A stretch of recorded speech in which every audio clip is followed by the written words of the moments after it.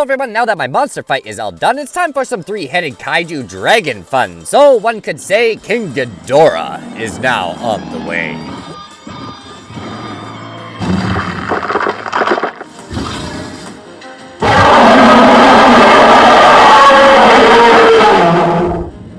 To start off this monster-sized project today, we'll first need some aluminum armature wire, one could say. And we'll be using a lot of it today because this dragon definitely will need all the support he can get, I do say. Because this is the biggest project I have ever worked on, well, to this day. And one could say there will be more about that later on during this video today. So the other building materials used on this project today will be tinfoil, you could say, to help us save on oven-baked clay and to keep the weight down, I do say, because this dragon would weigh a ton otherwise, you could say. We'll also be using a little bit of plasticine clay today to help this dragon, well, stand upright, you could say, otherwise he'd be falling on his three faces all day. Now, before I get too carried away with the poetry today, there's a few things I would like to say. In my 25 plus years experience of working with plasticine clay and, well, building armature dolls, this has probably been the most challenging project I have ever done. To the point where, honestly, almost wasn't very much fun. There was one point I literally woke up in the middle of the night thinking about a three-headed dragon and being lost thinking I was still in my studio.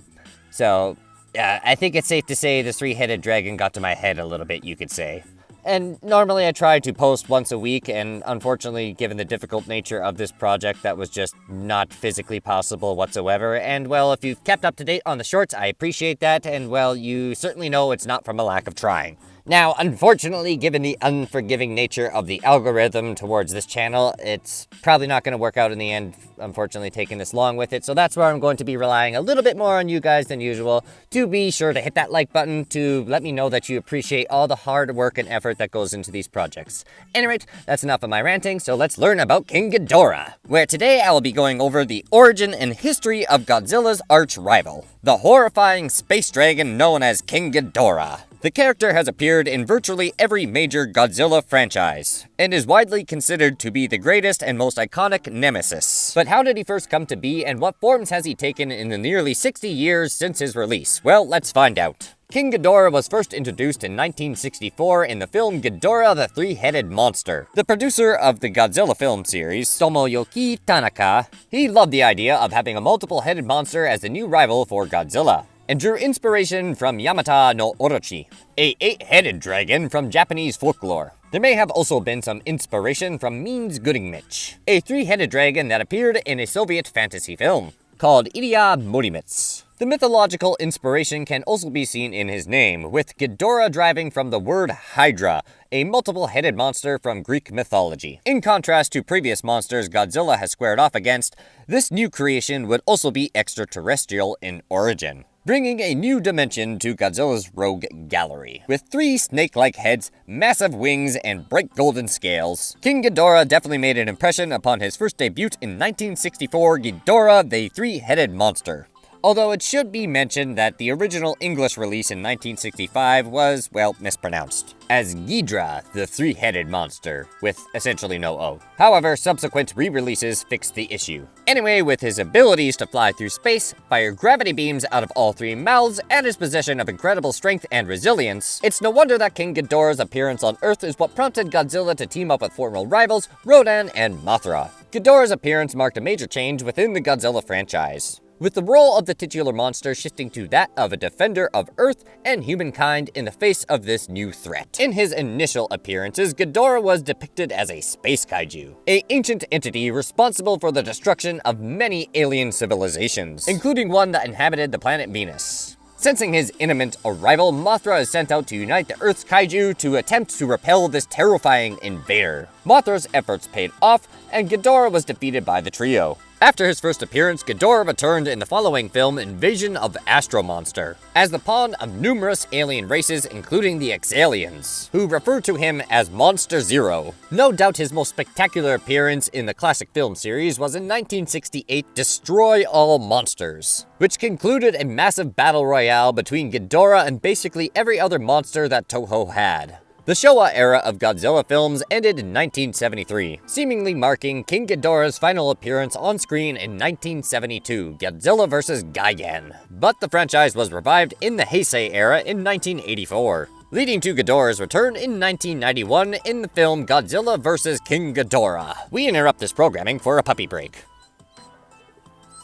Can I help you? Oh, okay, it's doggy break. Alright. Jesus. During this era, Ghidorah was created by humankind rather than being an alien, having first appeared as a trio of pint-sized monsters called Dorads, that were later mutated through time travel and radiation exposure. Following tradition, this version of Ghidorah was a tool of a sinister group. In this case, an organization of humans from the future, who sought out to maintain economic balance by destroying any country that grew too prosperous. After Ghidorah was defeated by Godzilla in an epic battle, King Ghidorah's body was rebuilt as a cyborg known as Mecha King Ghidorah. Although this iteration was short-lived, its cybernetic components would later be repurposed as this era's version of Mecha Godzilla. Later in the 90s, Ghidorah appeared as the primary villain in the third film, the Rebirth of Mothra trilogy, which entirely eschewed his new origin and re-established him as an ancient space monster. In this iteration, King Ghidorah first arrived on Earth 135 million years ago, with the intention of wiping out the dinosaurs. Well, I gotta say, considering I'm wearing a dinosaur hat here, I'm not a big fan of that one, Ghidorah.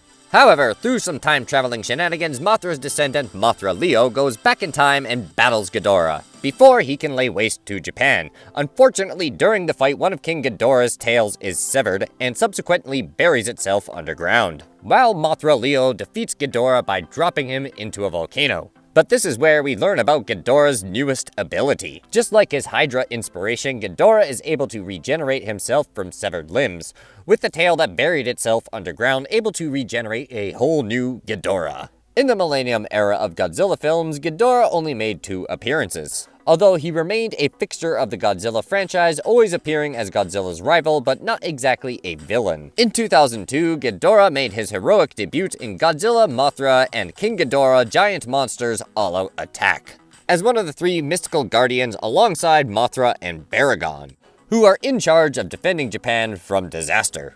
In this version, however, he actually sports 2 forms, and achieves his second and more powerful form through Mothra's sacrifice. In 2004, Godzilla Final Wars, we were introduced to a new monster known as Monster X, and during the final battle of the film, transforms into a new iteration of the 3-headed dragon known as Kaiser Ghidorah. This version has 4 legs and sports a black and gold design, although he doesn't survive very long.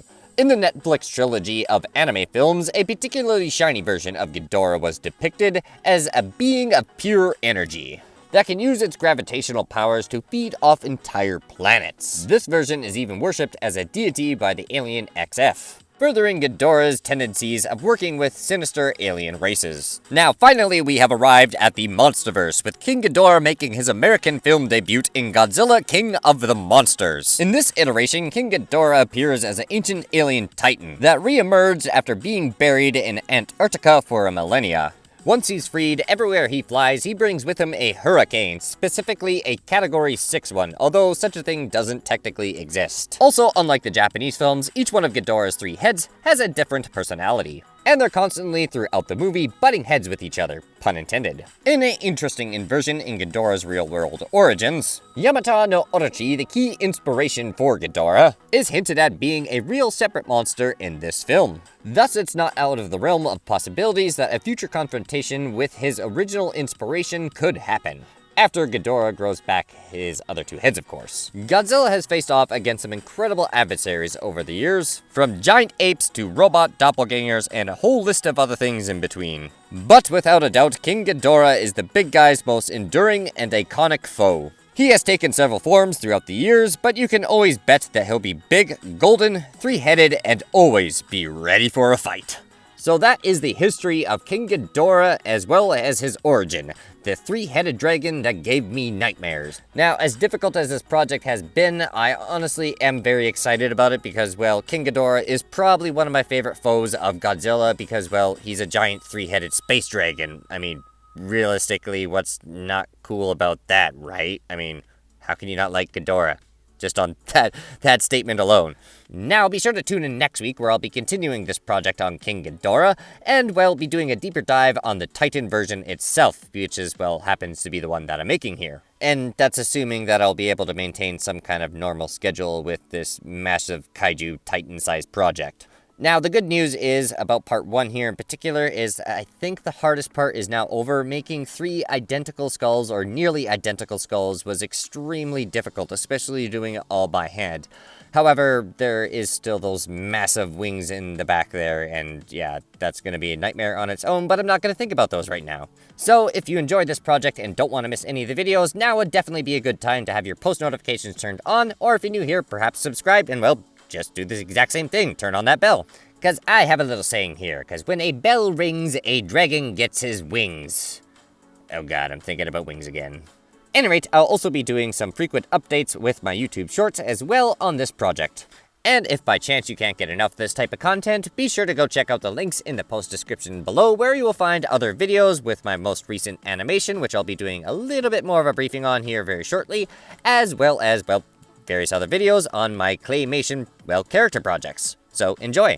And one thing I should probably also mention that I generally don't is that I actually do have a Facebook and Instagram page for, well, Moose Motion as well, so if you'd like to support this content and my projects even further, be sure to go check those out. Now, a few things I would like to go over that have been popping up in the comment section lately. Now, a lot of you have been saying, I thought Godzilla -1 was big, and well, yeah, he is pretty big. He is 11 inches tall. Now, King Ghidorah here is obviously quite a bit bigger. So his dimensions are, he is approximately 16.5 inches tall, not standing completely vertically, and his wingspan reaches about 25.5 inches. So this is by far the largest armature doll that I have ever attempted to make, and I'm a little nervous, but I'm pretty confident I can pull it off, and he seems fairly well balanced considering, well, he is extremely top heavy and how big he is. So I'll be going over a little bit a different build rundown than usual because I've noticed there's been other comments, well, asking about the types of materials that I use, so instead of doing little poetries and rhymes that I usually like to do during the build rundown, I'll be going over, well, a little bit more of a technical briefing to explain what has been going on during this project. At the beginning, I was using 2mm thick aluminum sculpting wire, and then doubling it up on itself to essentially make it a lot stronger. Then using as much tinfoil as possible to help save on clay and, well, keep that upper body especially as light as possible so that way he doesn't fall flat on, well, all 3 faces. Then I was using Sculpey oven-baked clay, and yes, that is important. Sculpey is one of the more expensive brands, and I should probably mention I'm obviously not paid to say this, but it, well, definitely pays to get the more expensive stuff. Experimenting with various different clays throughout the years, especially oven-baked stuff. The cheap stuff is just really frustrating, and you're not going to be happy with your, well, end result working with it, in my opinion. So just get the better stuff, it's worth it in the end. Basically, the cheap stuff tends to crack a lot more. Sculpey doesn't really do that necessarily. Now, the only downside is it does burn. Now, you just have to be careful with your timing, but unfortunately, I hit the save button probably a few too many times on those skulls. But those will be painted anyway. And I also use a little bit of plasticine clay to help them stand up, you could say. Hello everyone, and thanks for sticking around to the very end of the video, and thanks for tuning into Moose Motion. Now, normally things do end at the build rundown, but there's obviously a bit of an extension going on here, and I just didn't have time for it to squeeze it into the video any other way, so I'm just gonna do it this way. Now, up first and foremost, thank you all very much for, well, the latest success on that, well, last animation or video that I did. That has by far been the most popular video that I've done on YouTube, and I can't thank you all enough for the support, so I just wanted to do a quick thank you all because honestly, that means a lot to me that that video has gotten close to like 50,000 views, I believe, at this point. So, again, thank you. I will continue to work very hard and bring you more, well, monster fights and dinosaur fights in the near future. Now, last but not least, there has been a lot of requests coming in lately, to say the very least. So, to kind of orchestrate a system on how to prioritize, well, what content's going to be coming first, essentially, I'm orchestrating a bit of a point system, and I mentioned that to a few of you in the comments that I would be basically introducing that in this video. So the idea here is essentially you're going to leave a comment for whatever you would like to see next, be it your favorite monster, your favorite dinosaur, or animation idea, or something like that. And I have been keeping track of everything so far, so essentially, every time you make a mention for what you would like to see in, well, Moose Motion here, I will add a point towards it, and basically towards the end of each project, I will probably tally up the scores, and that will depend on what the next video is going to be. Now, I should also briefly probably mention the next 3 projects I do have already kind of set in stone because, well, they're really old and they do have quite a bit of points technically derived towards them already. So just out of respect for those, I already do have a few things lined up. So if you're out there trying to make sure that your monster or your dinosaur is next, and it's not necessarily going to happen right away here, don't be disappointed just because, yeah, there is a lot, and unfortunately it does take a lot more time to obviously make these things than it does to type down a few words, and I hope you can understand that. At any rate, I want to thank you all again for your support. I think that's going to wrap up this video for now, so that's enough from me. Till next time, take it easy, because, well, I got a big 3-headed dragon to work on over here, so better get back to work. And quick shout out to NowWhy9698. And as always, if you enjoyed the content, leave a like, comment below what you think, share with your friends, and perhaps consider subscribing if you're new, because there's a lot more clay content coming for you.